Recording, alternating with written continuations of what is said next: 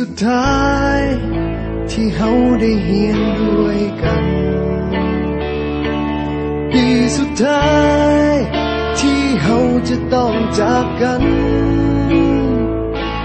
ผ่านการเฮียนผ่านวันเวลาจนทำให้เฮา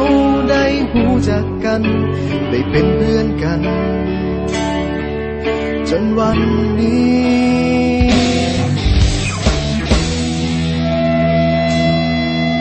มาถึงม.7 ปี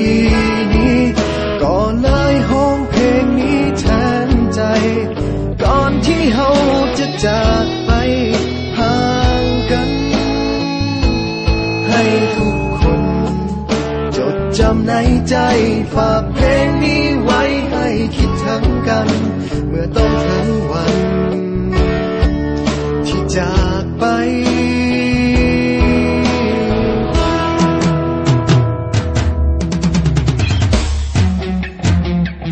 ก็เลยเขียนเพลงนี้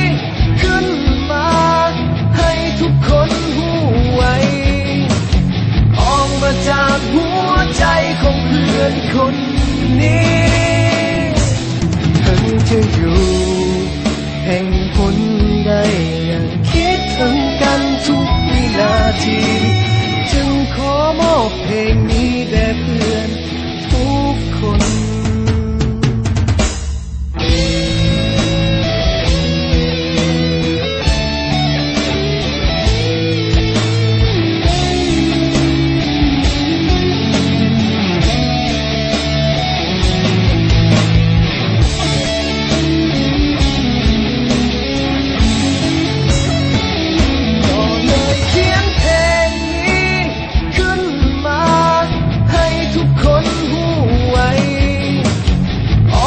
จากหัวใจของเพื่อนคน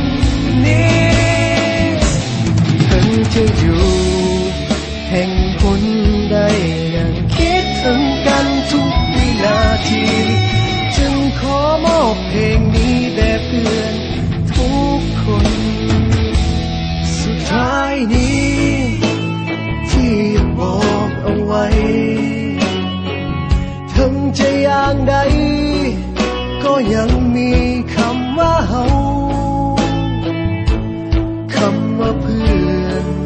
ในวันนี้จะบ่มีวันเก่าพวกเฮาม.7 ปีสุดท้ายคำว่าเพื่อนในวันนี้จะบ่มีวันเก่าพวกเฮาม.7 ปีสุดท้ายพวกเฮาม.7 ปีสุดท้าย